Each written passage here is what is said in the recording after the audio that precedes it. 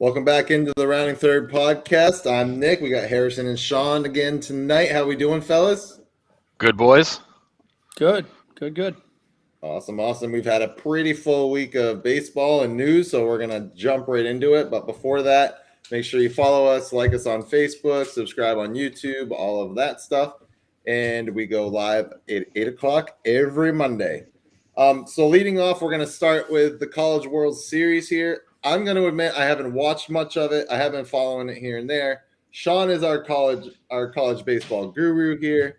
But there was a pretty good game on today as he's sporting his attire there. Attire. Oh yeah. It was good. It's been good, man. It started 2 games Friday, 2 games Saturday, 2 games Sunday, 2 games today. Essentially with that double elimination format. But it was good, man. Like with Tennessee getting knocked out in the Super Regional, right? Stanford being the top, the best seed, if you will, kind of making it all the way through. But then they got shit pumped in their first game against Arkansas. They were like 14-2 or something like that on Saturday afternoon. Just smoked. And it was awesome. So it was Notre Dame beat Texas. Let me just run through you real quick. So Oklahoma beat Texas A&M in the first game Friday. Notre Dame beat Texas. And Arkansas beat Stanford, was it 17-2? 17-2, yeah. 17-2. Ole Miss beat Auburn 5-1. And then yesterday was kind of it started with the elimination round. Texas A&M beats Texas. So Texas Longhorns, the Hispanic Titanic, and 0-2, bumped. Done. Out. Oklahoma beats Notre Dame. So Notre Dame's now 1-1. Oklahoma is 2-0. Stanford Auburn this afternoon. Auburn wins 6-2. Comeback victory. They were down 2-0. 6 unanswered. 6-2. They move on. Stanford's out. So now the number 1 overall seed is out, or number 1 in the tournament is out. Arkansas Ole Miss is going on now. So the loser of that plays Auburn tomorrow. In a loser goes home. So it's good. It's we've had the most runs in the first. You got Notre Dame and Texas A&M tomorrow too, right? For winner bracket. Yeah. Yep, in the winner bracket. Yeah. No, that's an elimination game. Oh, right, because the bracket split. I hate. I was looking at it. It's weird to look at. So Notre Dame, Texas A&M play an elimination game. And that's right. That's a loser goes home. Gotcha. So both games tomorrow, loser goes home. I was looking at it like winner bracket, losers bracket. Bracket 1, bracket 2. It's weird how it's laid out, but I got you. And it's just been a lot of offense. There's been some pretty good defensive plays as far as some good outfield assists. Like there was one in the Oklahoma Notre Dame game yesterday, which was a good one. But it's mainly just been offense, man. I mean, it's college baseball. These guys they're getting better and better when it comes to working counts, taking advantage of hitters' counts, and they're just smashing balls. That's how it's been all year, I feel, though. I agree. These scores that they've been putting up this year have been astronomical. I don't disagree. Yeah, I don't disagree. Yeah. But it's been good to watch it in here, though. Like in the College World Series, these are the best pitchers in the country. Yeah. And you got guys just teeing off on 3-1 mistakes, like they're pros. Like it's fun. Right. It's fun to take a look at. But it'll be good. I'm invested all the way through. Whether Auburn goes further than tomorrow or not, I feel like I'm kind of invested all the way through. So we'll keep up with it. But it's been good to start it off. Okay, no bias here. Who's in the losers bracket that has a chance to come all the way out? Auburn's 1. Texas A&M is, to me, the number 1 in that. It would be Texas A&M. Yeah. Okay. Texas A&M is nasty. Offensively, they just 1 through 9, they rake. Yeah. Rake. I think Auburn, and yes, I'm biased, but I look at Auburn as a team that and I was texting actually you guys during the game, third time through the lineup, they're going to make adjustments. They're a professional team. It's great coaching. They've got juniors and seniors that have been through it. They know how to adjust. And sure as shit, third time through the lineup, they scored 6 runs in an inning and a half. And that was the ball game right there. And it was adjustments. They're making adjustments. Notre Dame, I'm with you. The one thing with Notre Dame to me is they are so hot and cold. But when they are hot, that team is so fun to watch. So I'm with Mike there on Notre Dame. But I mean, we said it at the beginning of the tournament. It is once Tennessee didn't make it, it was wide open. There was all 8 teams can. Mhm. Every single one of these 8 teams can win it. I mean, not Texas now because they're out, but of the 6 teams that's left, left, all 6 can win it. Well, and to your point about Texas A&M, they lost to Oklahoma. They lost 13-8. Then they came back and beat Texas 10-2. I mean, they've scored 18 runs in 2 games. Right. They can hit, and if they get enough pitching, they'll be fine. They rake. Yeah. But I mean, kind of like we said, like it seems like it's been like that all year. Like other than Ben Joyce, who have we talked about on the mound? Yeah, true. Not many pitchers. You know what I mean? Not Like you haven't had a rocker or a lighter coming out of Vanderbilt in the same year. Like you just don't hear any of these pitchers coming. I mean, not saying there aren't pitchers out there that are good, but you just don't hear those big names this year. It's been all the offensive guys, No, you're right about that. But yeah. So I mean that's gonna be fun to watch. Like Harrison said before we came on, the game times are so friggin' weird. Like I would love to watch these games, but I'm like in the middle of teaching a lesson. It's not gonna be like, hey guys, like hold up, like I gotta watch the baseball game here. But well, yeah, it's a 1 o'clock start or a 6 o'clock start. So it's either like right in the middle of the day or like right at dinner time. It's I don't know. It's just odd. I mean, there's but lessons I get in it. baseball, Nick. I understand, Sean, but I mean, when I'm teaching single-digit math, there's zero chance they're going to. Well, you can talk about singles, doubles, triples, home runs. If you string them together, runs scored. Be I mean, creative. Yeah, I like it. You could definitely tie it in. Sure. Okay, I'll get right on it. They could read a scoreboard. They could chase the numbers across and add it all up. I have a Fenway scoreboard on my wall that I made, so I mean, there we go. You do got that, but yeah. All right, moving on real quick, something kind of fun. We talked about the Dominican Republic team, the World Baseball Classic team last week, and Harrison was kind of joking around that I should, put him on the show and then sim a season. Well, I did it. I did it this afternoon. They came out with 106. I put them in the NL Central and replaced them with the Cardinals. So they came out with a 106-56 record, which, I mean, it's pretty damn good. But no one hit 300. The closest one was Juan Soto at 294, and he had a 39 and 102 slash line. I mean, pretty good. Yeah, Sean? Juan Soto is a minimum 310, 315. Right. Oh, I agree. But this is a video game simulation, bud. I mean, I bet if I did it 3 or 4 times and averaged it, it probably would have came out different. But yeah, because there are some frighteningly low batting averages on that team. The next 5 years of his career, his lowest batting average is going to be 320. Yeah, no, I completely agree. Yeah, I agree. That's not right. Devers was 265, 36, and 96. I think it also depends on where I put these guys in the lineup. I did the same lineup that they posted on that meme. So that could make a difference too, because Tatis was at the front and he ended with 26 homers and hit 105 RBIs and had an 824 OPS. But that's another thing, like Devers has 88 hits right now and it's June 20th. Right. Like Devers ain't hitting 250, whatever. He's going to have more than 88 now. No, right? I think he had 88 last Monday. No, I think he had 84 last. I think it was 84 last week, or 80. For some reason, I thought. Let me look right now. I thought he was up higher, but anyways, yeah, you're right. I mean, he's not a 265 hitter. But Devers is at 89 hits right now. 89. Well, he has a double today, so that's hitting 331. Yeah. So and then the pitchers I had Framber Valdez, Montas, Peralta, Severino, and Alcantara. And I mean, Valdez was 16-6, Montas was 16-7, Peralta 15-5, Severino 14-9, and Alcantara 13-10. So you didn't have a single 20-game winner? Not a single 20-game winner. You got to run that sim again, man. You got to run that sim again. Emmanuel Clase had 55 saves, though. 55 saves. 55 saves. I say if you run that sim 3 more times, you're getting at least one 20-game winner. Oh, I would imagine. I would totally. Yeah, I think somebody's bound to accidentally win 20 games with that lineup. Yeah. Yeah. Right. But Yeah, it was kind of fun just to see, but it was cool. Either way, like 106 and 56 is still a pretty damn good year. Oh yeah, it's a good record for sure. Yeah, I think their pitching hurts them, to be honest. Which is crazy. Yeah, I mean that pitching's not exactly bad, but yeah. Although when you look at the stats you rolled up, it was the pitching was really good. You had a bunch of sub-3 ERAs. It was the offense that wasn't spectacular.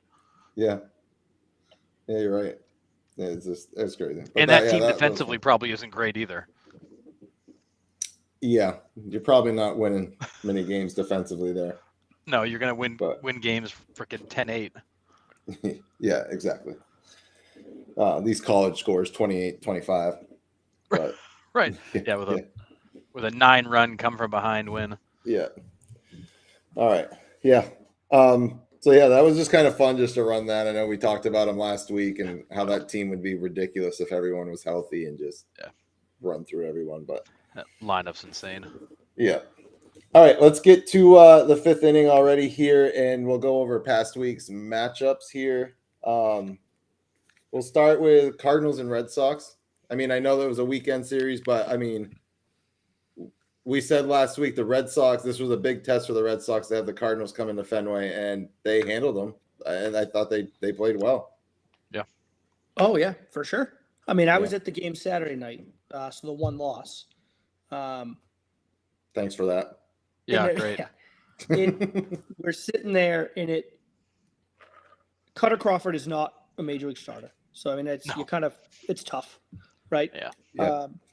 But you look at he makes one mistake to Arenado in the first inning, it's over the monster. They're such professional hitters, these Cardinals hitters, right? And you can't make many mistakes. And it's unfortunate. Cutter Crawford was in over his head. And then you add in the fact they wore the baby blues, which are sick uniforms. So nasty. So nice. But I'll tell you, if you told me going in that they were going to take 2 out of 3 and the one loss was going to be the game I go to, I'd take that. Yeah. I'd take that. You're right. I'll take the loss. Other than that, I mean, they handled them. They played well. Offense came through. Bullpen was shaky in the 9th on both wins, which made me nervous both times. Shocker there. And they had to go to Houck late in the 9th. But both times, I'll tell you, Friday night, game 1, tying run on second base, Paul Goldschmidt at the plate. And Houck freezes him with a 3-2 fastball down the middle. I don't know what Goldie was looking for. I don't know. But holy moly, how do you not swing at that pitch? He didn't even take the bat out of his shoulder. So, holy shit. But I'll tell you, 2 out of 3 from the Cardinals. I don't care if it's home or away. I'll take that any day. Yeah. Do you know I'm 0-11 lifetime going to Fenway Park? You've never seen them win? I have never seen the Red Sox win a game when I'm there in person. Nick, I am 0-11. Incredible. I'm 0-11. I've never seen them win. That is incredible. Wow. Right? Isn't that nuts? Yeah. Next time you go to a game, you tell me, and I'm going to put the mortgage on the other team. That is don't ever give this guy playoff tickets ever. Yep, ever. That happened. At the game three against the Angels back in 03 or 04, when Vlad, it was that team that they walked off on the Red Sox there, top of the 9th. They took the lead from them, and I was at that game. You could hear a pin drop in Fenway Park. I was like, thanks. Sorry about it. Jesus. I was at the series against the Yankees in 2018. The game they lost at Fenway, they gave up like 4 bombs. I think Sanchez hit 2 of them. One of them probably still hasn't landed today. At that point, I vowed I'd never take playoff tickets ever again. Oh, man. I mean, on a different note, I last minute scalped a couple of tickets to the Tampa Bay 2013 Tampa Bay divisional round when David Ortiz took David Price deep twice. Nice. So that was fun. They won that game. That was awesome. That's cool. My very first major league game, it was Twins against the Red Sox. The final score was 12-8, and not a single home run was hit. Oh. 20 runs and not a single home run. Yep. Insane, dude. I couldn't believe it. But yeah. That's rough. Anyways, how about other series this week that you guys were in? I was really watching closely the Yankees because they had the Rays and the Blue Jays this week. There was a good chance to see, are they real? Can they handle good teams? They went 5-1 on the week and utterly dominated both teams. The Yankees have the best record, and it's not even close against teams over 500. They are crushing everybody good, and not by a little bit. Like, they crush their soul. This team is way better than any of us thought. The pitching's been good. The offense has been lights out. Anthony Rizzo's a different guy. I don't even know how to explain it. Yeah, dude, that guy. Talk about a career resurgence. Like, that guy has found a new level in his game right now. Anthony Rizzo. Whew. This is the Yankees' second straight 10-game stretch where they were 9-1. The Red Sox have been playing like crazy, and they've lost ground in the division. Yep. Like that's what I was just. Everybody has. That's the crazy part. Unreal. They're now 11 games up on Toronto in second place. Like, it's not even close. Yeah. I mean, it's crazy. And you go, and this is more than just like, I mean, the Red Sox in like 28 games have lost a game and a half, and they've won like 23 of them, right? Which is like incredible. Like, they've gone 23-5 in the last 28, and they've lost ground in the division. And I maybe I'm just going to sound like an asshole at the end of the season, but like I'm still not holding my breath on this Yankees team doing anything when it matters. No. Like, I guess it's like a prove it to me, but like they've kind of proven it to me because I didn't think this late into the season they would be this good. I didn't last think that long, yeah. A record. However, they did, and I've been wrong, but I refuse to change my tune about the Yankees until like you show it to me in October or September. Right. Exactly. Can you do it? Can you do it against the top of the rotation every night? So we'll see, but it's still impressive what they're doing. There's no doubt about that. Yeah. And they're not just, to your point, Harrison, they're not just winning games. Like, they put 12 runs on Toronto, and then the next night shut them up 4-0. So it's like they're just dominating teams. It doesn't even matter. They put 12 on you the night before, and then they come back and shut you out. Yeah, they're winning close games. They're winning in blowouts. They are 20-8 against teams over 500 and 29-9 against the rest of the league. See, that was our biggest thing at the beginning of the year, where it's like, oh, they have a cupcake schedule and they haven't played anybody, and now that they are, they're still smoking everybody. It's like they're playing their best baseball against the toughest part of their schedule. Yeah, I'm with Randy here though too. I think the pitching is overperforming. Oh, for sure. But by how much? Like, if they're only overpitching, like if they're only overperforming by a couple of games, then that's not really going to matter. Like, I'm not so sure how much they're overperforming. I do think they're playing better than they really are, but I'm not entirely sure by how much, because if you watch some of these games, like, they're not lucking out with like making mistakes and guys are just not hitting pitches. Like, they're making great pitches. Right. Michael King, filthy. Clay Holmes, he's on a stretch that's absolutely filthy. Like, both of them. We knew their bullpen was always good. It was always it was the starters for the Yankees that we were always like, well, we don't know about the rotation. We don't know about the starters. The bullpen's always been good. Like, we knew they had bullpen arms. But the starters, like, they're getting through 6-7 innings with minimal pitches, and they're not really making many mistakes if you're watching some of these games. And it's impressive. It's impressive. I do think it's going to come back to earth a little bit. I don't know how much, though. This might just be the Yankees, which makes me a little nervous, but we'll see. Right. I mean, 11 games. That Yankee staff, they've got the lowest ERA in baseball, the most shutouts in baseball, the lowest WHIP in baseball, the lowest average against in baseball, and they are fourth in strikeouts in baseball. And the three teams ahead of them are all National League teams. But it's wild right now what they're doing. It really is. It really is.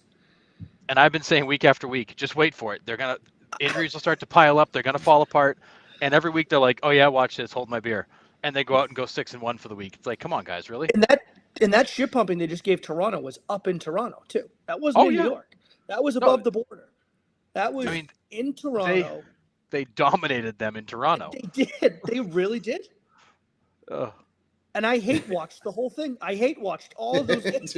Oh yeah, I'm watching it closely, going, okay, this is the inning they're going to give it up. they're gonna blow up. Oh, they're going to the bullpen. They're gonna blow it up, and they Just just kept terrible. friggin' piling on runs. They're just Unbelievable. making the rest of the league their bitch right now, and it's like Mm-hmm. it's ridiculous. It's not even like, yeah, it's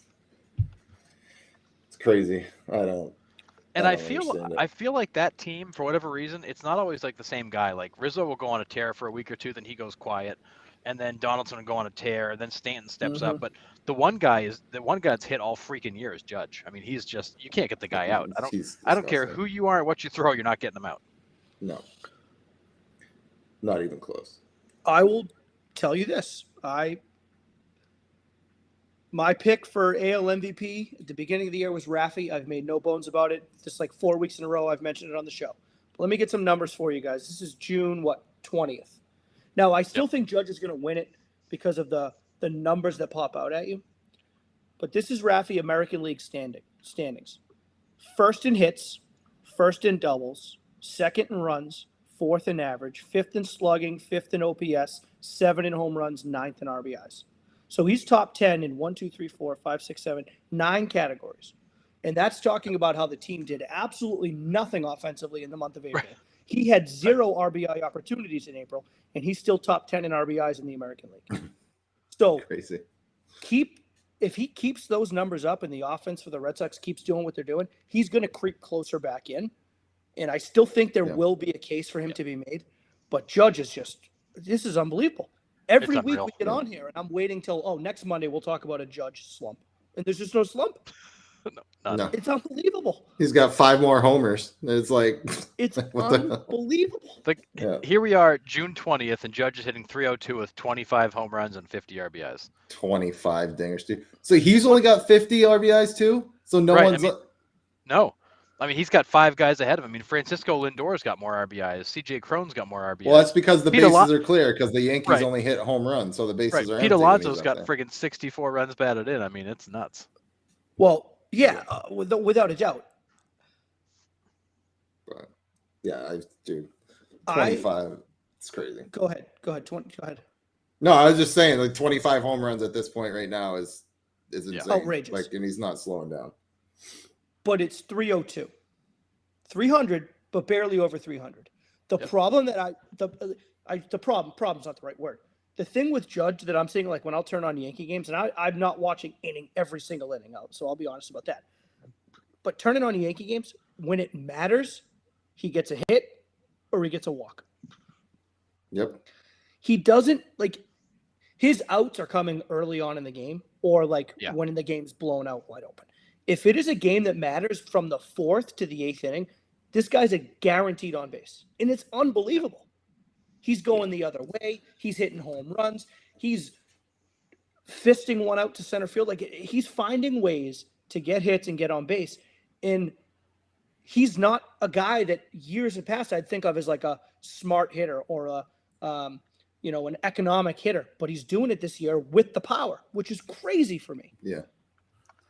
Yeah. I mean, he's just making it look so easy. Like he's just feasting on everything. And it's so easy. It's like he's just like getting breastfed. Like, it's just like ridiculous. Like, it's just completely like unreal. I mean, so easy for him right now.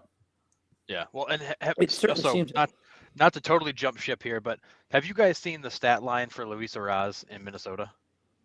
Luis Arraez. Yeah. Yeah, I always pronounce his name wrong, but 361 average, a 443 OBP. Mm-hmm. 443 OBP and a 439 slugging for a guy who's just how many at bats? 205 at bats, 58 games played. All right, 22 and 5. Okay. Wow, that's impressive. I mean, here's a guy who's very quietly in Minnesota become an on-base machine at the first base position. Not a power guy. That's impressive. He reminds me of your old, like, John Olerud, Doug Menkiewicz kind of guy who's not a big power guy, good contact, good average, but holy cow. But he's setting the table for that Twins team, and that's why the Twins are doing what they're doing. Yeah, it's wild. But yeah, I had. Can we? I mean, we all know how good this guy is, but can we just talk about Mike Trout and friggin' Seattle? Yeah. I mean, This guy Unbelievable. goes up to Seattle and hits 5 home runs in the series, not the week, Unbelievable. the Yeah. series. The series. He has what, 22 career home runs in Seattle now? Mhm. Like just Yeah, goes 21 up there. 22, it's a lot. Like, Yep. God dang, dude. Like it's What's just more amazing is that not only did he hit 5 home runs, but in the 4 out of 5 they took, he drove in the winning run in every single one of those games via home run. So Is that so? these weren't like 8th inning didn't matter home runs. He hit 4 game-winning home runs. Well, he's not Sammy Sosa, so Yeah, right. Yeah, he's not hitting the king of the 8th inning up meaningless by home 10 run. home run. No. Unbelievable. Yeah. Down But by yeah, 30, Sammy 4 Sosa Yeah. would go deep. Down there's by a 1 drive onto Sheffield Avenue. The Yeah. score is now 13-2. to 2. Yeah, oh, Yeah. wonderful. Good job, Sammy. Yeah. Give me that crow up, buddy. The But yeah, king so of the Trout. meaningless home run. So 4 of Trout's 5 home runs were basically the game-winning runs. That's crazy. That's nuts. Mike Trout 4.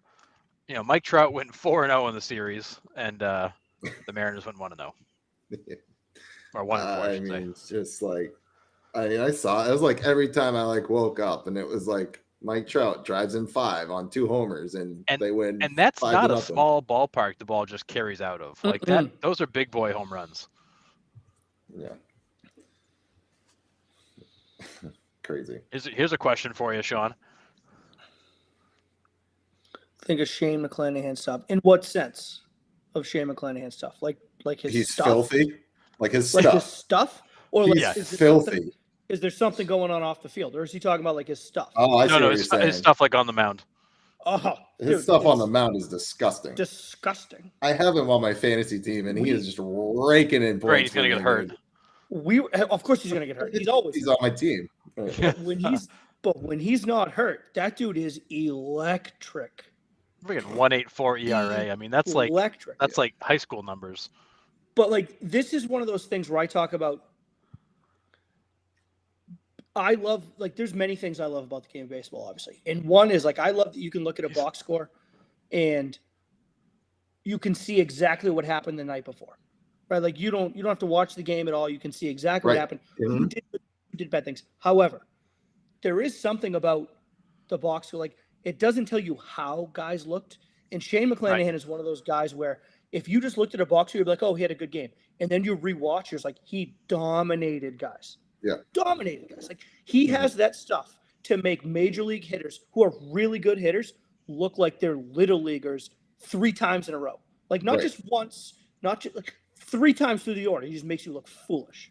Well, that's the thing with baseball, right? You can give up 5 hits, and all 5 of them could be 2 of them could be a broken bat infield single, 2 off the end of the bat that bloop over the second baseman's head, or you're right. Like, okay, he gave up 5 hits, but then you look at him and you're like, holy, those weren't hits, really. I mean, those were cheapos.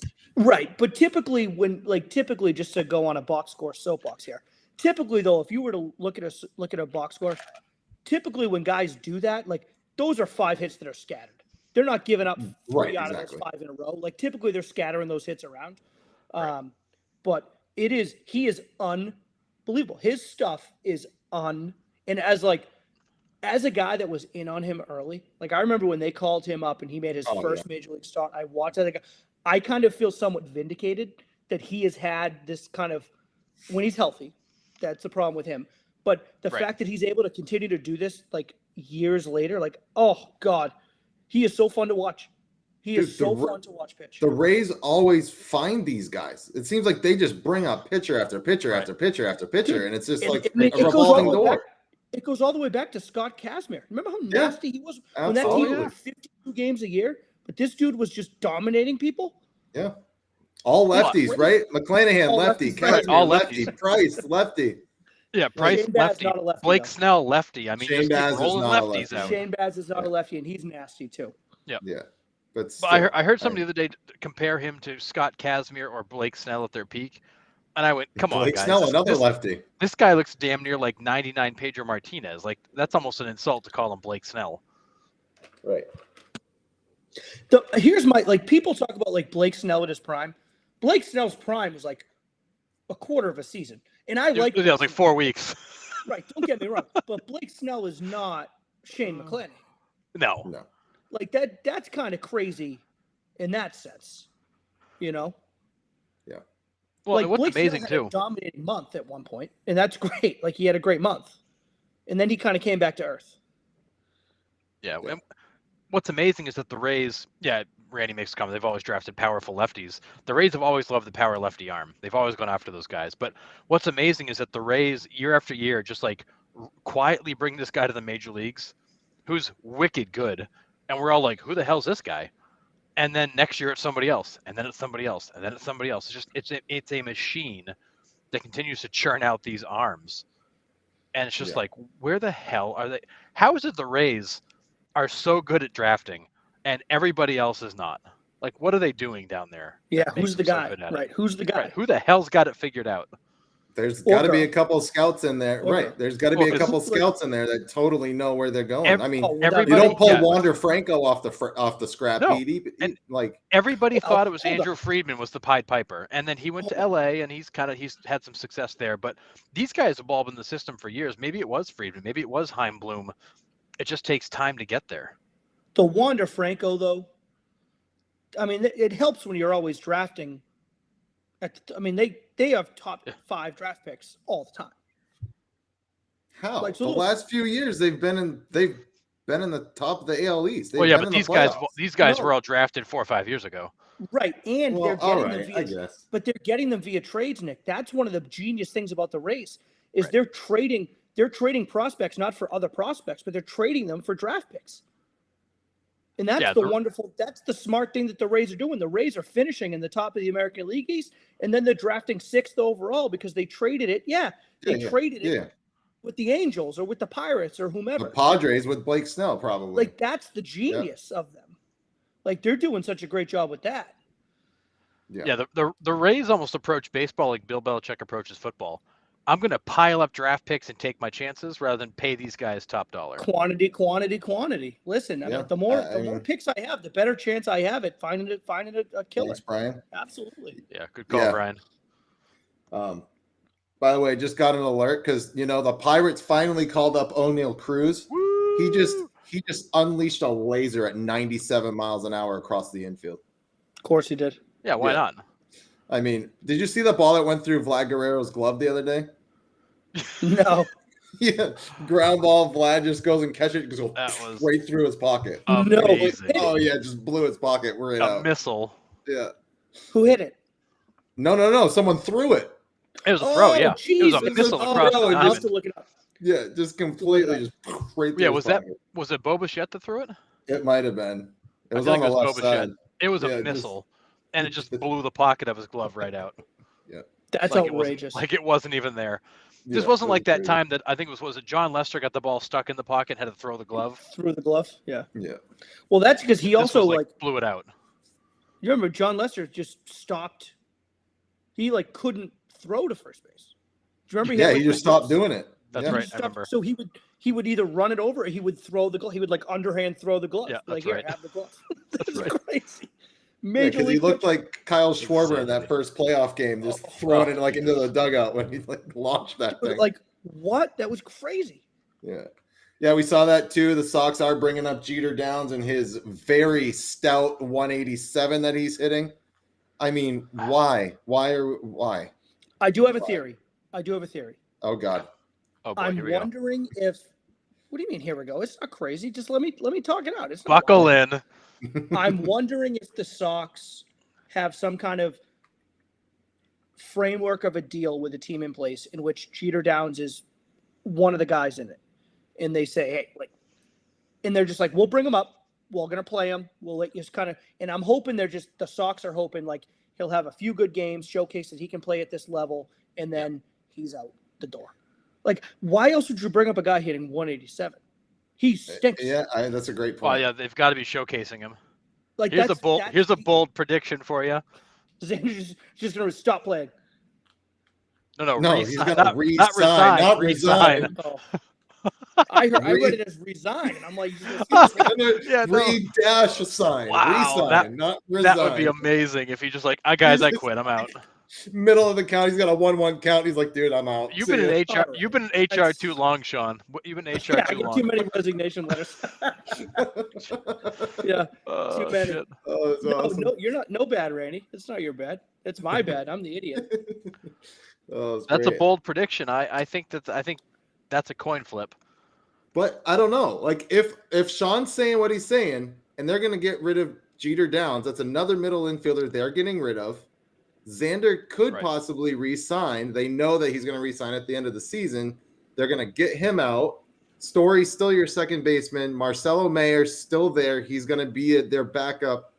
You know, if something crazy happens with Bogarts, And he's like, a few still years. 2 or 3 like, years away. right. I'm not trying to have Marcelo Mayer up here next year. No, Oh, he's 20 no, years no, no. old. I mean, my goodness, Absolutely he's not. 2-3 years away. Let's Right. Yeah. Listen, I am all about that storyline happening. I love Xander. I want Xander here long term. I absolutely love him. Do you sign Xander and Devers for both for 200? Yes. Not my money, so yes, absolutely. I mean, If I have to choose between the two, it's Devers. Like, sorry, X. I Yeah, love you, hands- but it's hands Devers. down, I'm taking down. Devers. I agree with that one. If I have to choose, absolutely Devers. But I would. But John Henry's not going to do that because his money's all in Liverpool. Well, and- He's not going to spend 250 But plus. we're not sure. I'm not so sure. I think John Henry's spending the money and not spending the money is not necessarily him about putting the money in Liverpool, and it's just more about where they are with the luxury tax. I think as long as they reset that tax, reset that level, and then they can overspend, but only for 1 year, so it doesn't cost them draft picks, and it doesn't I think they're willing to do it. I just don't think they can do it. I don't think he wants to do it for 3 years in a row. Right. And I don't think Heim would want him to either, because then it costs him draft picks, and Heim loves his draft picks. Right. So I think that's why this year I think they spent so little was to reset that number, and then get themselves under for this year, and then they can restart again. Now, again, what the hell do I know? I'm just hoping, I guess that. But have they put that in? Have they put in a new cap? Was that part of the agreement, the new CBA, or like what? They haven't no, but put in a luxury. It's not that it's a new. No, so the luxury tax is at what it's at. They didn't reset and set. But they can change that at any time. They don't have to wait for a new CBA agreement. No, I don't. Let me look that up, Nick, because I'm not 100% sure. Go ahead, Harrison. Go ahead. Yeah, none of those changes take effect until either next year or the year after. But even still, the Red Sox are at $214 million right now, and the issue is the Red Sox are carrying some pretty significant dead money. They're still paying David Price $16 million to be out in LA. They got, Chris Sale's $30 million on the IL. You got Matt Barnes, who's making $8 million, who won't be here much longer.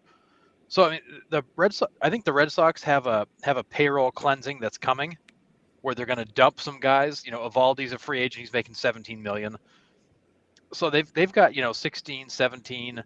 They've probably got $50 million coming off the books of players they weren't gonna aren't here. They weren't gonna keep anyways. They're gonna have the money. I think the concern they've got is they brought in Chaim Bloom to try to build a team on under the salary tax or the threshold, the CBA threshold. They're not going to go nuts like the Dodgers have and blow up to that number and blow past it. They're going to have to pick and choose. And unfortunately, a guy like Chris Sale, who's been an absolute dud since 2018, is chewing up $30 million a season. Yeah. There's going to be some reckoning here where they've got to cleanse some of this old crap. They've got some deferred money out there, another $7 million on top of that from players that are getting old contract money back. They're still paying friggin' Manny Ramirez for that matter, but they are going to have some salary cap space that comes up where they can go after one of these guys. I just don't see how they sign both of them, not at that money. Can you structure it so you give them their signing, but what the Pats do is give them the signing bonus, but their yearly salary is under the 10 million, but their signing bonus is 42 million. Can they restructure it something like that and keep it under the tax? In major, unlike the NFL, the MLB only has the option really of deferring money. When you pull that money forward, you just recognize it when you pay it. So the NFL can play the game of signing bonuses and roster bonuses and friggin' you showed up on Tuesday bonus. MLB doesn't have that flexibility. They've got to defer money out. And so the flip side to deferring money out is look at the Washington Nationals. Like, they have so much deferred payroll on the books. They're paying some of these guys nearly friggin' forever. And they're now in a position where they can't afford to put a good team on the field because they're still paying old contracts. Right. All right. Yeah. I mean, I was just wondering. I don't know how any of that stuff works. The Red Sox are going to be in a good spot next season to go sign some players. I just don't see them being able to sign. I don't see them wanting to sign Xander and Devers for those kinds of contract numbers. And here's the thing I think with baseball that's always bugged me is I understand there needs to be a balance. I understand there needs to be a give and take. But particularly in the game of baseball, like, proven guys to me are always better than potential guys. Yeah. Like, right. You give me, if you're telling me that I'm spending $250 million on Devers and then $250 million on Bogarts, or I'm spending $230 million on Devers and $200 million on player X that's a prospect from another team that has a really high upside. Like, to me, just spend the money on Devers and Bogarts. Like, those guys are proven players that can play in the system, can play in the city, can play in this division. Right. Like, baseball is such a – and they're still young. Well, and it's not even that, though. But it's like the game of baseball is such a crapshoot. Like, yeah, you just don't know. You just don't know what these young guys are going to do when they come up. But we know what Devers is and we know what Bogarts is. But pay them. Like, bring them back. Like, I understand, like, you want to have, fresh, young, vibrant, young players in the system. And I get all that. I'm not saying get rid of prospects. But, like, it comes to a certain point where it's like, if Bogarts can still play, and he clearly can still play, and he clearly has years left in his body. I mean, he's not slowing down anytime soon. Like, pay the man. And you know what? If we have to worry about where we're going to put Marcelo Mayer in 4 years, that's a great problem to have. Worrying where we're going to put Marcelo Mayer, that's a great problem. How about we have that problem? I'd love to have that problem. Let's have that problem instead of pushing him up in 2 years and worrying if he's ready or not. I don't know. To me, it's like, again, it's not my money, so who am I? But and I look at it as, so the Red Sox hired Chaim Bloom because they want to run this team differently. Dave Dombrowski was, you get a pay raise and you get a long-term contract, and Dombrowski loved to give money out, and did not care about the farm system. So he would empty the farm system, dole out big contracts. They won in 2018. They were a disaster after that because they didn't have anything behind them. But if the Red Sox are willing to pay Jackie Bradley Jr. $9.5 million to be basically a black hole, like, what the hell? How do you not take his payroll and Xander's current payroll and just give him $30 million a season? Like, why isn't Mookie still here then in that case? Well, because I think the big thing with Chaim is I think they want Chaim to run this team more about with the farm system, with the minor leagues in mind. Yeah. And I don't think they care as much. I think they've probably told, what do I know? But I think they've probably told Chaim, spend. If you want to spend money, spend money. If you want to sign a guy, sign a guy. But do not deplete this farm system. Do not give away more prospects. And if you can, bring prospects back, which is why I think the Mookie deal was done. I think the Mookie deal was a little bit less about the money for Mookie and a little bit more about, look at the assets we can get for a guy like this. Look at these assets and look at what these assets can turn into in a few years. Yeah. I'm not saying I agree with it, but I think that's more where it comes from rather than the money. I'm not so sure they're telling Chaim not to spend money, but I do think they want Chaim in the forefront of his brain with the farm system in mind. And I think that's pretty evident.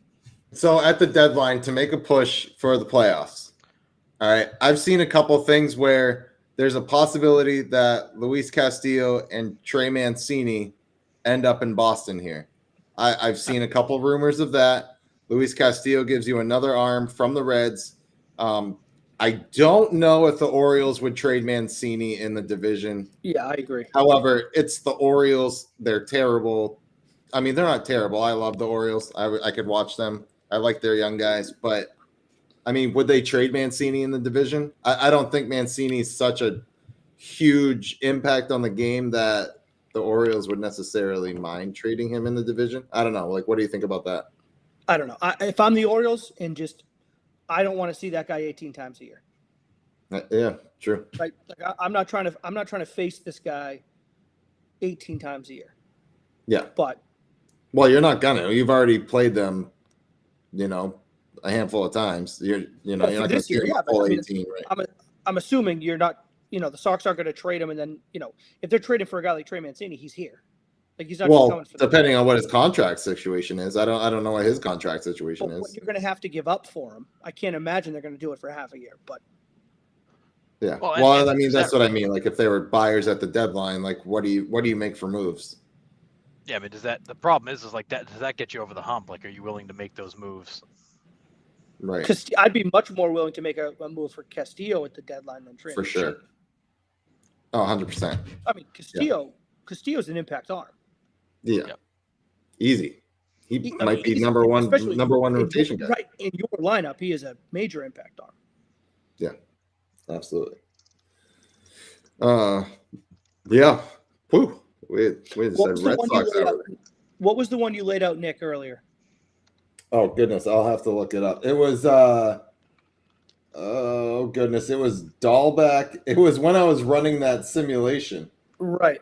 And it was Ryan Presley from the Astros for Hansel Robles and Bobby Dahlbeck. I would do that in a heartbeat. Oh, absolutely. Absolutely. But that trade actually happened in the simulation, and I was like, that's not a bad one. And It gives you a legit closer. Yeah, there's no way in hell Houston would ever do that. But yeah, I mean, it's interesting. Yeah. But yeah, couldn't believe it.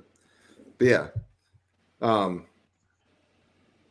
Yeah. Anyways, we got on the Red Sox hour there. That was nice. We sure did. Any other matchups from last week that really caught our eyes? I mean, like I said, Trout raking in Seattle, kind of no. I mean, I know you guys. The Mets keep doing the Mets things. I mean, they took 2 out of 3 from Milwaukee. Yep. They just took a bunch out of Miami. It's just Scherzer is expected to come back, and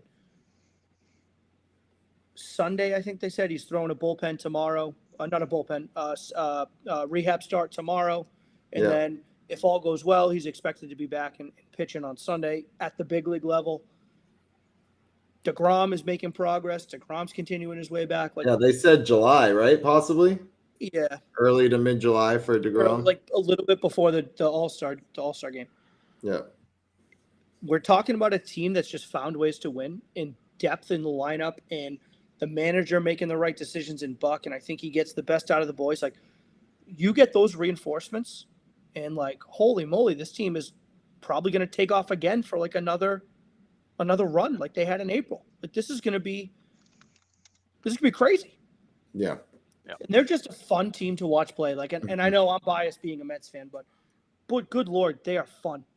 They're fun. Yeah. They'll line up and down, and they have, and I think Buck made a great point. Let me ask you this, guys. Buck had made a comment about the All-Star game because obviously the voting is now underway. And Buck said something about like how the All-Star game should have a utility player position. And he's like, I hate calling it that because like it kind of diminishes what the role is. And he said, but you don't win. You're not a good team and you don't win consistent games without players like that. Without a Brock Holt right. They should be recognized. Like guys like that should be recognized. And absolutely. I agree. Like I kind of agree with that. Absolutely. And it's different than just having your like fan voted. Like not just anyone. Like it should be through a list of guys that are, hey, these are utility guys. Like these are the guys you can vote from. Which one of these guys belong? Because good Lord, they are some of the most important pieces of some of these teams. Yeah. You're like, your tweaked ankle. You're you're hurt your shoulder on a throw and you need a couple extra days. That guy's taking your position. That guy's, he's playing second. He's playing third. He's playing left. He's, like everywhere. And Brock Holt's such a great example of that. He may not have had a dedicated position, but the guy played 5 days a week. because he Mhm. constantly was giving somebody a day off. So because you've got a guy with that flexibility and that talent, everybody else gets a rest. Everybody else stays fresh. The whole roster benefits from having a guy like that. It's not just what that guy brings to the table. Right. It's what Yeah. that Right. does for the whole roster. 100%. I practically cried when I saw that picture of Xander Bogaerts going up Oh. and giving Brock Holt a hug from behind. Just like, Yep. man, like that. Talk about a guy that was loved in Boston, and like, Oh my God. I think I put it was like I really wish that he went somewhere and started and actually like got a legit chance, but Yeah. Yeah. was kind of just that career guy. But man, I would have loved to have him stay in Boston. And he was our lone All-Star representative that one year that we were Right. That's right. miserably Yeah, that's bad. That's right. But yeah, So I mean, that was kinda cool. funny side note to talk about McClanahan. So Rizzo took him deep tonight. Watch the replay of that. Rizzo's choked up like 2.5 inches on that bat and was able to poke one out to right field, just trying to catch up. Like Rizzo is choked way up on the bat when he took him deep. Yeah, but That's cool. it's in New York. Isn't the game in New York? No, they're in Tampa. Oh, they are in Tampa. I mean, Yeah. still a bandbox though. Yeah. So, but Yeah. he was choked way up on the bat to try to catch up. Cool. That's a -5 for my fantasy team. That's cool. All right. Anyways, yeah. All right. We'll move on to the 7th inning stretch where they have not released the players of the week this week since today is a federal holiday. It's Juneteenth, so they have not listed players of the week. They'll probably come out tomorrow. That would be my guess, unless they've done it since we've been on. But I looked earlier and didn't see them. They usually release them around 4 or 5 in the afternoon, and I did not see them. And they released them the day after on a holiday because we've had that happen a couple weeks ago. Yep. So we'll have, but I mean, this week's probably going to be, I mean, I would say Trout probably It's for gotta the be Trout. AL, and then Jesus. for the NL, I mean, I don't know if anyone had like a crazy week. I can't off the top of my head. I can't. Yeah. I mean, Alonso continues to just hit the crap out of the ball. Yep, Arenado had a good week, but he's had a good He week did, I pretty was much gonna every say week. Arenado, So, I mean, he's had a good 3 months. So let's be honest. every there. week's a good week for Nolan Arenado. That guy's just unreal right now. He's on a different planet. I think everybody agrees with Trout. Yeah. All right. We'll move on to the rounding third question this week. I was slacking this week and didn't get it out until Boo! this morning. Anyways, so we only got one. Submission. It was one submission, and it was who do you think is going to be the biggest all-star snub in July? Nick from the SOS podcast said Pete Alonso. Now, Good one. his snub is not necessarily he's going to be left out of the all-star game as much as he thinks Pete Alonso should be starting, but he thinks Paul Goldschmidt is going to get the start. So he's saying the snub in the start. I mean, Goldschmidt has to start. Like he has. He's to hitting start. 345. He's at right. I mean, he's hitting almost 70 points higher, with almost the same, with 3 fewer home runs, 6 fewer RBIs. I mean, it's hard. It's hard to make a case that Goldschmidt shouldn't start, but those guys are 1A, 1B at first base, and then, then you got a guy like Freddie Freeman sitting back there doing his usual 291, 6 and 35, and Matt Olson's hitting 250 with 8 and 32. You got some guys out there that are hitting. Yeah, I mean, no matter what you say, like every first baseman in the NL is going to get snubbed. Whoever doesn't get picked. Well, it's funny. Yeah, Like, right. all Pick of your them. NL first baseman. Yeah, right. Before the show, that was the comment. I feel like the snub's going to be in the NL side of first base because there's probably 4 guys that should be there. But really, it's also true in the American League. You could make a case for Luis Arias, 361, 3 home runs, 21 RBIs, leads the league in on-base percentage. You got a guy in Ty France hitting 314 with 10 and 44. Vladdy, 267, 17 and 41. Mountcastle, 269, 12 and 36. Rizzo, 236, 19 and 49. 19. I feel like 19 homers, dude. When's the last time Rizzo's hit? And he hit one tonight. He's at 20. When's the last time Rizzo hit 20 home runs in a season, let alone in the first half? Right. He hasn't. But that's what we've talked about though with this Yankees. You look at what Judge has the 20 plus, Rizzo's got the 20, Stanton's right up there with the home runs. Like this is a team that relies solely on home runs. They hit bombs. And so when the bombs dry up, and they will dry up, and I'm not saying they're going to go 0, but they will go on a drought where they hit a lot less home runs. Like, can they manifest runs? Can they figure out ways to score runs, string hits together, hit and run, get guys moving? Like, I just don't know. And I'm not so sure. You know what? Actually, I know for a fact that Boone is not the manager to start hitting runs and out managing people. No. Boone stinks. No. Boone's not going to out manage you. Yeah. Right? I So wouldn't want. when the home I wouldn't runs want dry him up, managing my MLB The Show team. Forget about it. when the home runs dry up, like what's going to happen with the Yankees? Maybe they'll prove me wrong. Maybe this will be a soundbite and I'll be an asshole. I don't know, but I just don't see it happening. Yeah. No, but you look at that. You've got in the American League and the National League, you've probably got 4 people at the first base position that are deserving, that Right. are hitting the crap out of the ball, and only 1 or 2 of those guys is going to make it. So you're definitely going to see some snubs at that position. I think AL second baseman is going to be a weird race too. Like we said, DH. Andres Jimenez, nobody knows who he is, but he should honestly get the start. He's hitting like 310 and stuff like that. So it's like, yeah. But I mean, Story's up there. Who else in the AL gets that vote? At second base, Yeah. I mean, Altuve is going to get votes because he always does. Andres Jimenez is clearing away the guy. You could make an outside case for Jorge Polanco in Minnesota, who's had a decent season. Gleyber Torres has had a pretty good season, but I mean, that's always Altuve there.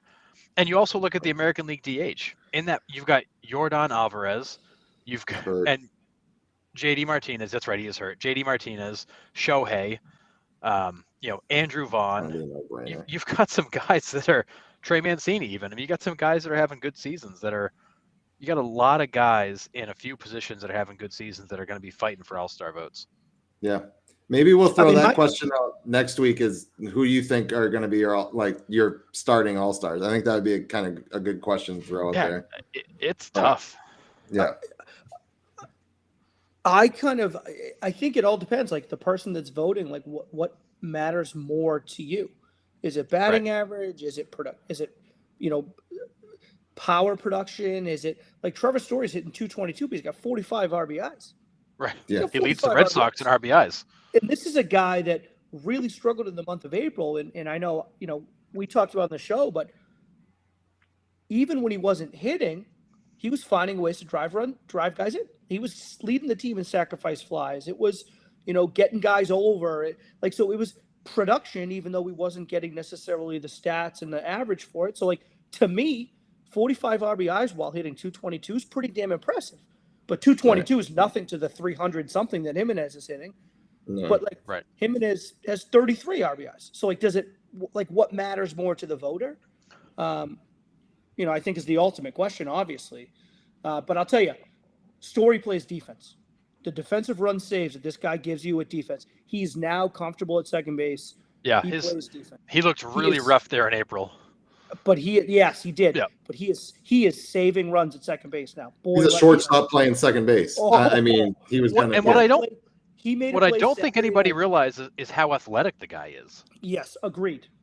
He made one of those Jordan Jeter jump throws into the hole on Saturday night. Yep. And I looked at Sarah and the people, I'm like, that was unreal. That was, and he had the guy by 4 steps. Yeah, it wasn't even close. Nuts. Yeah. He is finding himself comfortable at second base and he is playing defense. The one guy I worry about that's going to get no consideration is Miguel Cabrera. Now his stat line doesn't blow you away, 296, 3 home runs, 22 RBIs. But I feel like he's the kind of guy that this might be his last All-Star game. I feel like he deserves to be at one more just as a send-off. Well, who else are you going to pick from Detroit anyways? Well, they don't do the mandatory from every team anymore, do they? Didn't they do away with that? No, I'm pretty sure you have to have one representative from each team. I thought they killed that. Which is biggest it's the biggest crock of shit of all time. You're going to tell me the All-Star game matters and it has implications, but yet we have to have a certain, and we're going to let the fans vote. We're going to get fucking Jimmy from Juneau, Alaska is voting for the All-Star game, and the guy that's playing in that game now is impacting where the World Series is held. What are we talking about here? Right. This is crazy. I always thought that was the biggest, stupidest thing of all time. But Well, sorry. they don't do that anymore. The I know, All-Star I game, know. but I know but what I you're had to saying, go on my though. soapbox Oh. for a second. That I is had to. pretty It was awesome, though. nonsense. You're It was completely nonsense. right. Yeah, every team still has to be represented, but that was something that was in the Oh my God, CBA that that's I think eventually goes away. funny. Like, just because Hall of Famer Bud Selig went like this on a 1-1 tie, Milwaukee, we got to make some Ugh. implications on the All-Star game. Oh my And God. listen, I don't necessarily have a problem if that's going to be the thing. I don't necessarily care, but you can't have the fans voting. No, you have the can't. fans Absolutely not. voting guys in, Oh, dude. right? Uh, Like if the God. game is going to matter, and I'm fine with the game mattering, then the manager gets to pick his team. That's how that should work, in my opinion. How about we just let LeBron and Kevin Durant pick the teams? I mean, that's what Jimmy they do. from Juneau does know his shit. Jimmy from Juneau's listening to the show. He's like, "Hey, asshole, I know what I'm talking about." Who the hell is Jimmy from Juneau? I don't know. I was trying to think of some alliteration thing. That's all. What the? I love it. I feel Anyways, like we've lost control at this point. well, it's great. I love it. Our viewers are engaged. Our two viewers completely engaged. They think we've lost our freaking minds. Oh my God, who cares? Anyways, at least We we're probably having have. fun. Yeah. All right. So yeah, we'll throw out a question. I'll actually probably throw it out tonight so I don't forget, Good call. because, well, I do. So anyways, yeah, it'll be interesting. I've already got my ballots, and you can vote 5 times a day, I think. Yeah, you can vote All-Stars? a ton. So you can put in like different rosters each time and vote for And I different feel guys. Like, I it's feel pretty like cool. MLB is still the only league that has this All-Star game voting thing figured out. They do it really well. Yeah. Aside from having to pick the random replacement guys and all this nonsense, but And you that can happens to write be in football. names too. Yeah, I mean, we can send Nick Arno as the starting pitcher to the All-Star game. I mean, you wouldn't get much. I would throw harder than most of the position players. Holy moly! You probably would, yeah. What was that? You can't just say that and just leave us hanging. Hold on. I'm looking at it right now. There's a ground. It's just a regular 6-3 ground out in the Pittsburgh Cubs game, but it's O'Neal Cruz. Did Yep. you see the hose? Yeah, that's what I was 97 just miles an saying. hour. I 97 haven't seen miles it. an hour. You said that earlier. I'm sorry. I haven't seen it though. I didn't watch it. The guy Buddy. throws harder than like 95% of pitchers across the diamond. Buddy, you gotta watch it. It's a Is friggin' it, hose. is it that ridiculous? You could hang laundry off that rope. And the poor first baseman that's taking it in. Friggin' wild. Okay. No. All set with that. I just And if threw up it- in my mouth. If the first baseman doesn't catch it, it's gonna take his teeth out. I mean, it's a perfect throw. It's the throw you Oh, need. And God forbid the runner gets that thing on the knee. His career is over.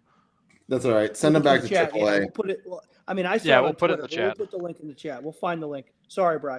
I'm working Terrible on radio. Good radio. I know. Jeez, awful. Good radio, boys. Anyways, yeah, dude, that was crazy.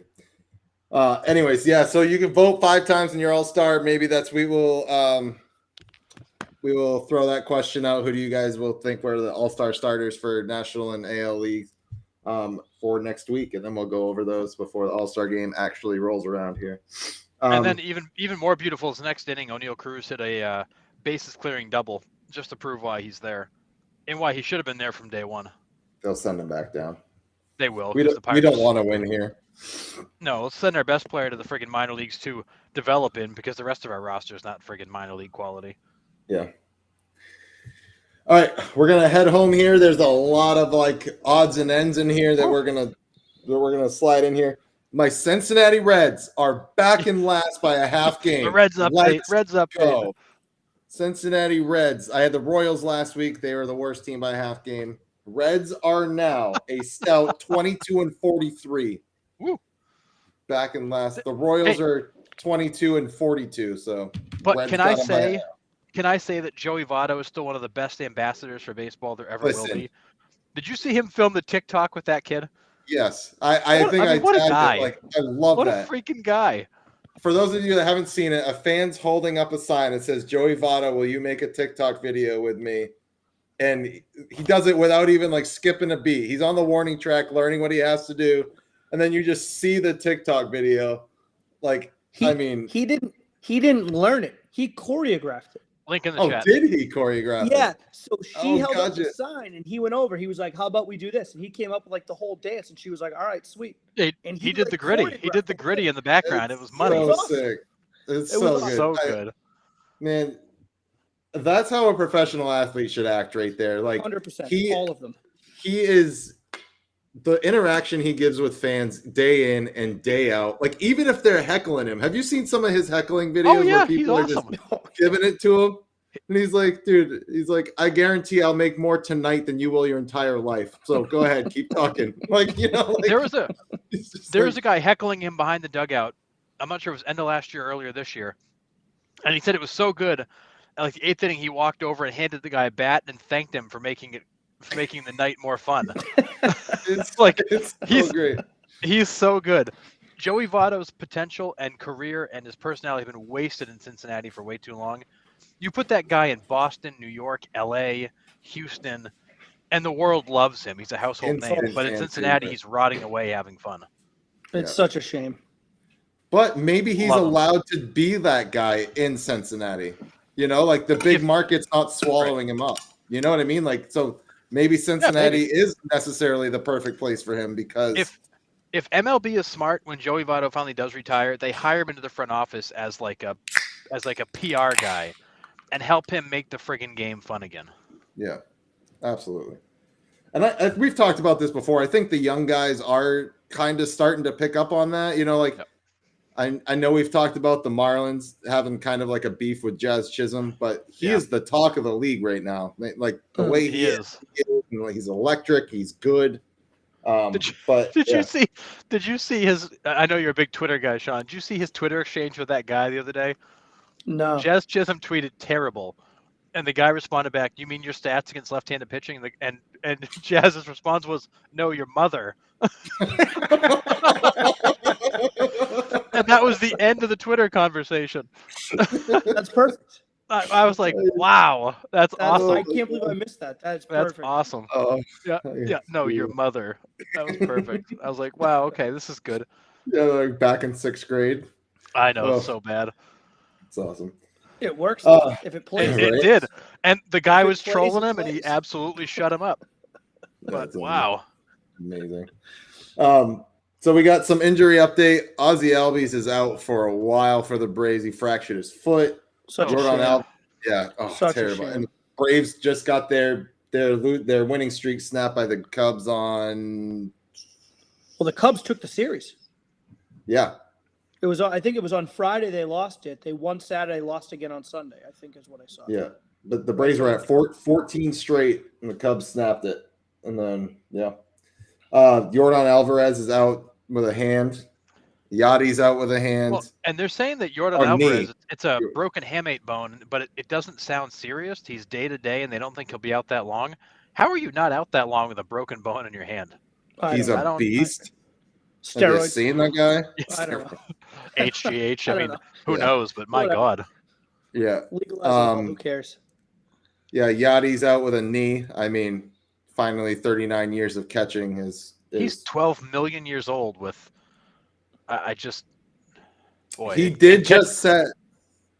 Oh, sorry. He did just set the MLB record for most putouts ever by a catcher. God, he has to go down as one of the top handful of catchers in baseball history. But oh my God, that guy, sure, it's not even close. The beauty of it is, like, he never switched to DH. He never switched to first base. Like, he's been behind the plate, crouched his whole freaking career. No, he has pitched a couple innings.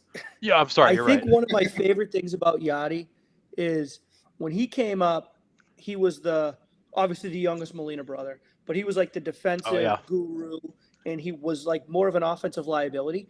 And then he really grew his game to be almost like an offensive weapon. Like, he was never the power hitter or whatever, but he wasn't just a guy you breeze through.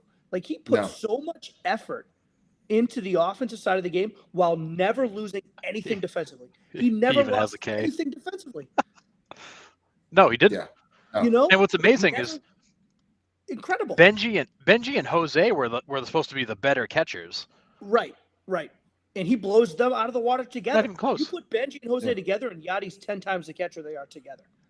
Yeah. Not even close. I mean, honestly, like Johnny Bench and I mean, Ivan Rodriguez. Like, who Carlton else Fisk. do you? Carlton Fisk. Okay, defensively though. Oh, defensively, yeah, no, defensively, no. Yeah. It's No, Oh, not well, okay. Well, then defensively. let's just go like that. All-time Let's just catchers. Who are your overall catcher. who are your 5? Well, Yadi's in my top 5 overall catchers. Yeah, I mean, Yeah. it's got to Johnny be Bench, Yogi Berra. bench. Yeah, bench, There. Yogi, Pudge, Yachty, and probably Thurman Carlton Fisk. Munson. Oh, I Thurman don't Munson. Okay. I'm not sure if I take Fisk, but All right. I mean, yeah, I think you could, Fisk and Munson, you could make arguments for both, but yeah, I think Randy nailed it. I think Pudge and Molina are, 1A, 1B, Defensively, 1 for and 2. sure. Well, which Pudge is For Randy sure. talking about? Is Randy talking about Fisk as Pudge? Oh, or I'm assuming Rodriguez? Ivan Rodriguez. Most of us know I'm not so Ivan sure. Rodriguez Randy. is Pudge. Hit me, Randy. Yeah, I mean, Could be Fisk. defensively, it's Ivan Rodriguez. If he's going, Has to be. Yes. if he's going defensively here, it's Ivan Rodriguez and Molina. Yeah, Isn't Fisk the original Oh, Pudge? see, and now Randy says Ivan. This is what a show. yeah. What a ride. So I mean, What a ride. Who are we talking about? yeah, but yeah, I mean, yeah. If we're talking overall catchers, I should've think known Carlton Fisk. Fisk. I think you could be able Yeah. to make the argument. Totally. If we're talking overall catchers, defensively, no. totally. If we're talking defensively, no. But if we're talking overall catchers, his offense was legit. I would agree. So I think that depends. But yeah, I mean, I guess to tie it all home, Yachty's up there. Yeah, I mean, Yachty's in there. For Not sure. up there. He's in there. Oh, yeah, he's Well, in. and He's what's amazing is there's so few catchers you can sit there and go, yeah, those guys were elite. Like that position has just generally not been at that level. But oh my God, really, Brian? Well, I think Harrison. I think mainly because guys don't last that long. They don't. You look at Right. the guys we mentioned in that list. All those guys played 10, 12 plus years. That's Right. Most of the Unheard players. of. Like that's a 3 or 4 year position. What's up? My number 5 is Jason Varitek, but that's personal. Yeah, you're a homer. You're a homer like Ken I am a McCullough. homer. You're He's my just a favorite homer. Major League Baseball player of all time. I That's will. fair. I mean, Varitek- Little League, college, and World Series. If there No was one a else category for like the best leader, I think that's where you put Varitek. But I mean, Yeah, I agree. yeah. I mean, he's got a couple no hitters under his belt. His numbers are impressive. Yeah, a couple. Okay, 4, a few. Sorry, He's my cut the bad. most. He was He's part got of the the 4 most, home yes. home runs in a row. Like, dude, Varitek's number 5. Not even close. Anyways, moving on. Miles Mikolas. Anyways, He's he great. lost his no hitter with 2 strikes, 2 outs in the bottom of the 9th. Like, God, Killer. dude, I was watching Brutal. it. That was probably, again, like my jinx to him. I am sorry, Miles. But God, you had 2 strikes, 2 outs, bottom of the 9th, and you get a Nick, you double. jinx everything, dude, huh? Everything, I know it's dude. awful. Bader I'm not had gonna- a shot at that too. I think he I'm took gonna- a terrible route to the ball. It was Nick, a if I tough play. invite Don't you- get me wrong, but If I invite you to my wedding, I'm afraid she's going to say no. You just jinx everything. Dude, You're going to dude, get up there. She's take like, that "Oh, I can't do take it that anymore. invite back. I Take can't it do back. Take it it back. hasn't been sent out yet, unless I don't know. No, it Whatever. hasn't been sent out yet. It hasn't been sent out. We got time. Ouch. That We got hurts. Okay. Auditions are out for the 3rd spot on our podcast.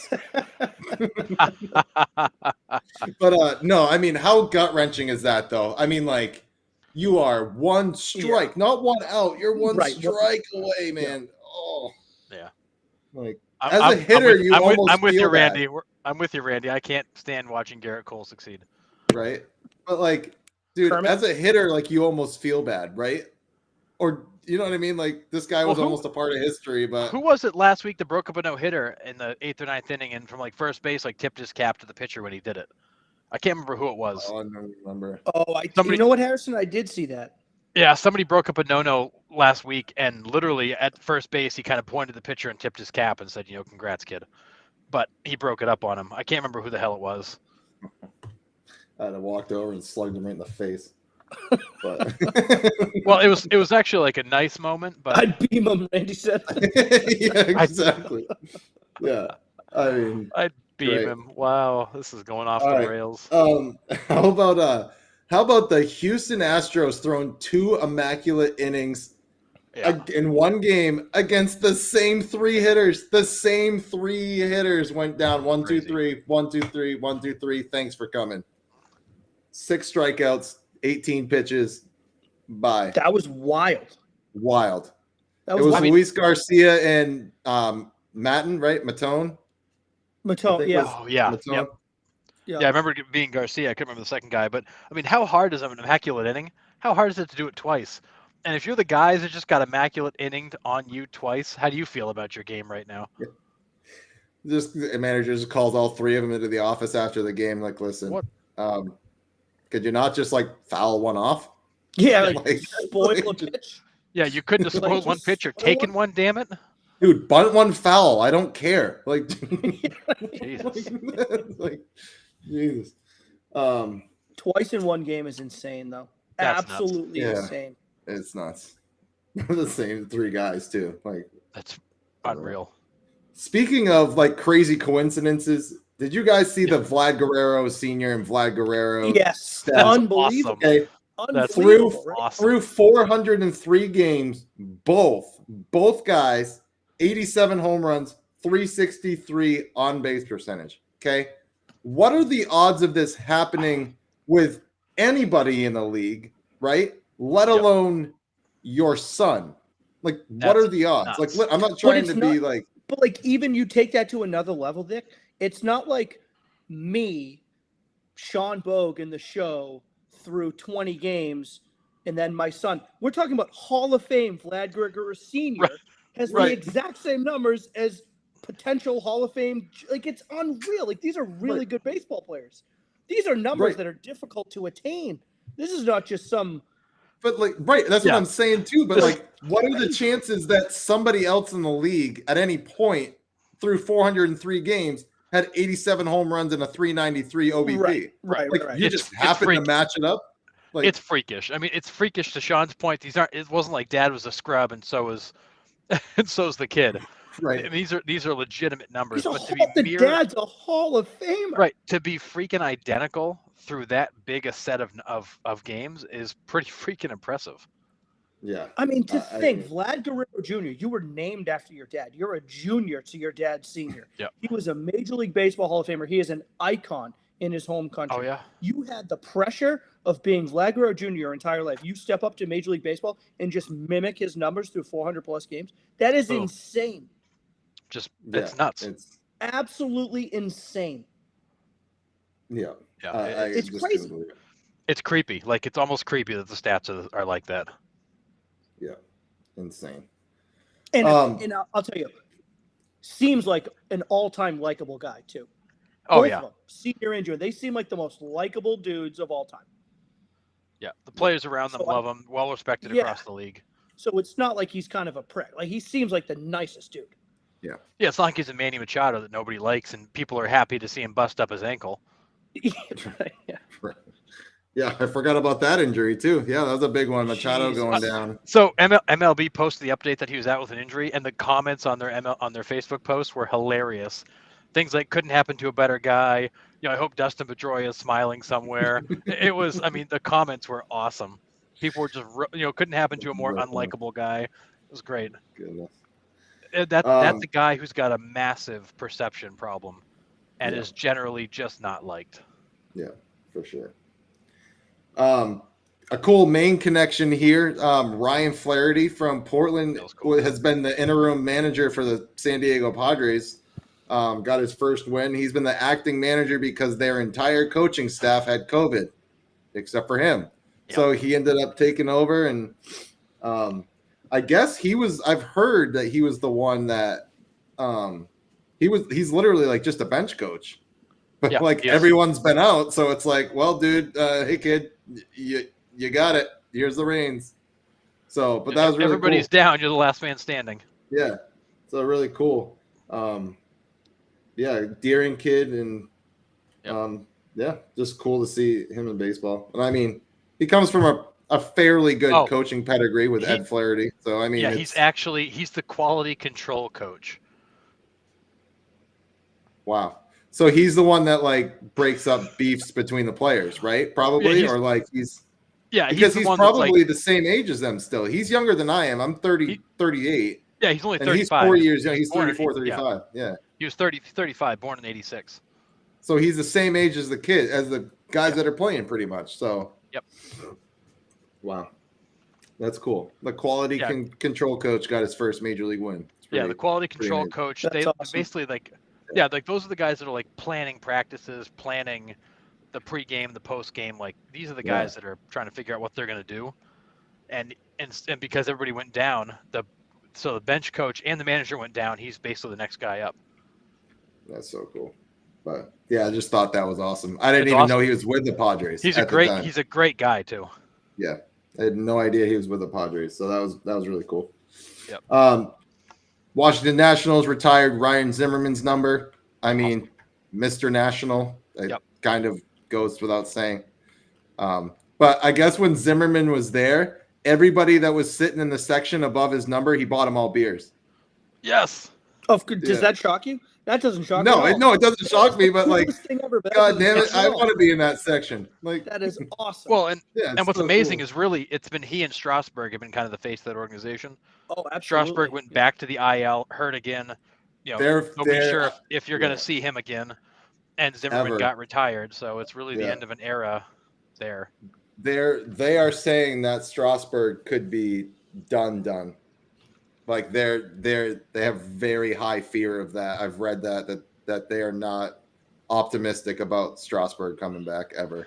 No, and I guess the arm issues are deeper than they originally thought, and he's got shoulder and elbow problems. And I mean, this is the same guy that didn't he have issues when they drafted him? I mean, I feel like he's had a long history of injuries. He was what, Long Beach State?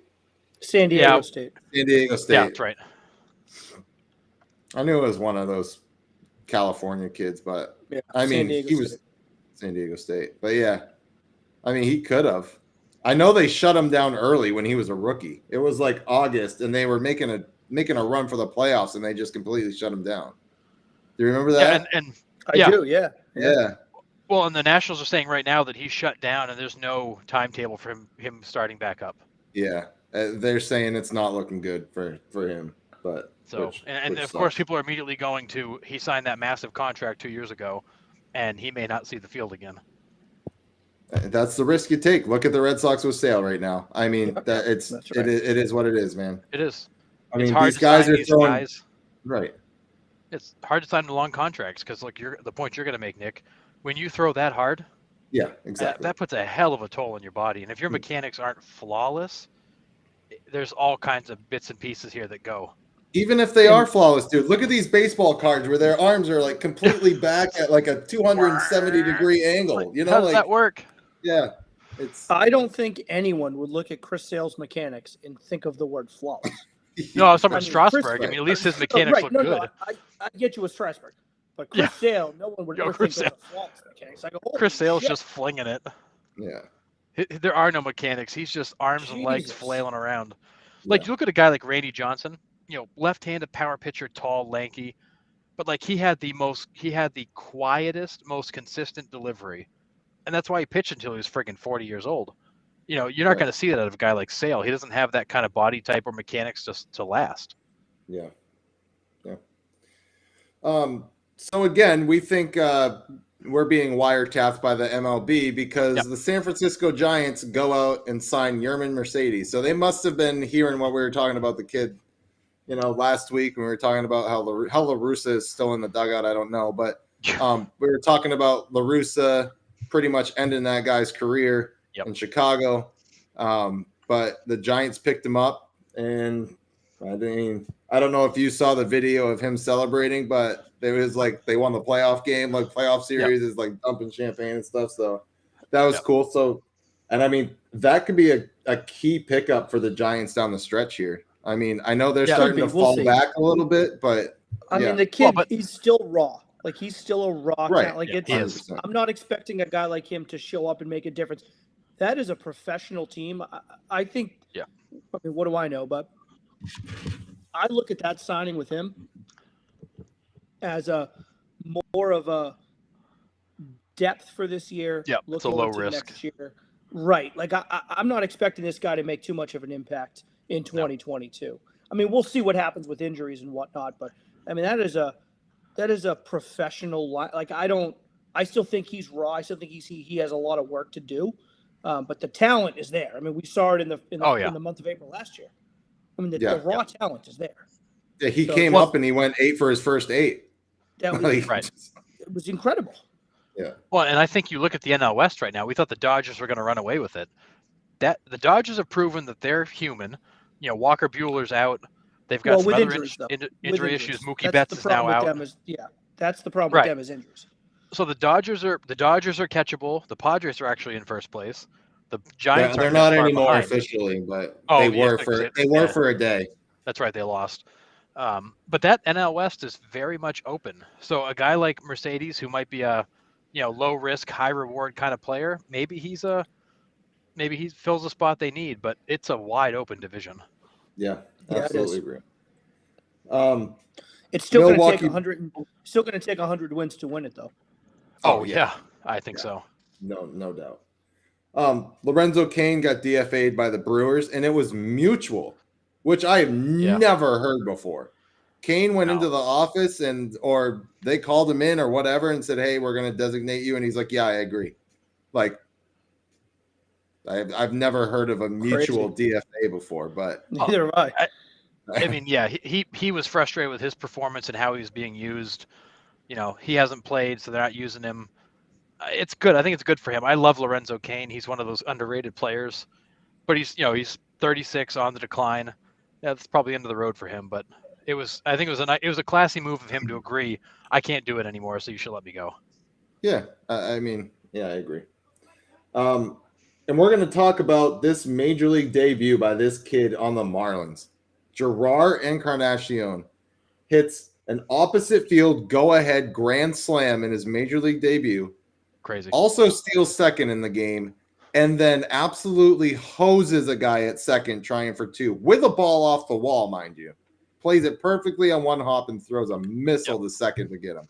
Like, have a debut, huh? Like, that's insane. Yeah, it was pretty good. Like, talk about Oklahoma against Notre Dame last night. This kid, Peyton Graham for Oklahoma, had 4 hits and 2 stolen bases. The last player to have 4 hits and 2 stolen bases in a College World Series game was Barry Bonds at Arizona State. No big deal. Ever heard of him? Yeah, whatever. Ever heard of Barry Bonds? I don't know who that is. So that's pretty good company to be in. Is he in the Hall of Fame? Oh, I guess not. Is he all right? Oh, low blow. What do you think? Yeah, he's not in the call. That's pretty good. He's not in the hall. I don't know. Randy, we did it. We yes. It. Woo! Let's go. All right. We did it. Well, he was up over 100 and something pitches, wasn't he? He was at 101 through 7, I think. Kermit? Kermit? Tell me he doesn't sound like Kermit the Frog. He totally does. He sounds like Kermit the Frog. I haven't heard That's good. I like that one. Listen Kermit. to him now. He sounds like Kermit the Frog. No, you can't unhear that now. It's awesome. Love it. Yeah, so like we said earlier, the Pirates finally called up O'Neal Cruz, and he unleashes an absolute laser beam to first. Animal. 105. And then also, the Pirates have another rookie named Jack Sawinski. He had he's the only player in Major League history as a rookie to have a 3 home run game, and one of them was a walk-off homer. Yep. I mean, have a day. That's awesome. That's crazy. I mean, yeah. 3 homer game as a rookie, and one of them was a walk-off homer. I mean, sick. Dang. And then I posted today, was it this morning? Might have been last night. I don't know. But the Brockton Rocks have 4 legacy players on their team that are coming up. They have D'Angelo Ortiz, Pedro Martinez Jr., Keith Folk's kid, and Manny Ramirez's kid, all on the same team. Like, could you imagine the 4 of them getting up to the major league roster? Oh, and Sheffield's kid. Sheffield's kid's on that team too. Well, he's probably juicing. He'll get thrown off the team. But could you imagine Manny and Ortiz 2.0, Pedro and Folk winning and closing? That would be awesome. Yeah, it's crazy. Yeah, Jaden Sheffield, Manny Ramirez Jr., Pedro Martinez Jr., Cade Folk, and D'Angelo Ortiz, all on the same team. Brockton Rocks. Awesome. It's actually called the Futures League, which I didn't know, but It makes sense Um, now. yeah. Imagine that, dude. They all get like drafted by the Sox. I mean, it's not going to happen, but they all No. get drafted by Oh, the Sox, and then Great come point by up. Randy. I mean, look at the Toronto Blue Jays. You got friggin' Guerrero, Bichette, Biggio. Yeah, You got all the second Gio's generation down the kids there. minesies now, right? Though. Yeah, didn't they just call Yeah. them back up? Oh, did they just get him back up? I thought so. Maybe Oh, not. Maybe he's still I down may have there. missed that. but No, it's all there's right. a I may lot have of players around the league that are second generation, Yeah, third there's generation. a- You know, yeah, you had there's a you had ton. Delano DeShields Jr. was in there for a while. Fernando Tatis Jr. You know, like you have Tony Gwynn Bobby Jr. was in the league for Bobby a Witt while. Jr. Bobby Witt Jr. Yeah, I mean, just crazy. But Yeah, they called him back up a couple weeks ago, but he's been kind of they did, playing in okay. a platoon role. Yeah. My bad. yeah, he was struggling for a while there. Yeah, he went down to AAA, lit it up for a couple of weeks. They brought him back, and he's kind of platooning right now. Yeah. But yeah. All right. Well, that's all I had for heading home. Anything else from you guys tonight? No, good stuff. No, good I'm show. good. A lot of stuff going It's a on. good one. Yeah, a lot of stuff. So thank you for baseball. commenting. Well, thank you Yeah, for always. joining our That show. was great. Yeah, that was a lot of fun tonight. But I'm glad we got to ruin the no. That was awesome. That's- right, That's the It's highlight of the amazing. night That was for great sure. for me. Yeah, for Kermit. For Kermit. for Kermit. Dude, listen to All it. right. Tell me it doesn't sound like Kermit the No, Frog. I'm going Right. to now, and I won't be able to unhear it. All right. So just before we go, just like, subscribe, share our podcast. Please just put our word out there. We want to get as many viewers as possible. And love the fan interaction on the side here. We love when you guys comment and join the show and join the discussion. So For sure. we will see you next Monday at 8:00. Yeah, thanks Sounds everybody. good.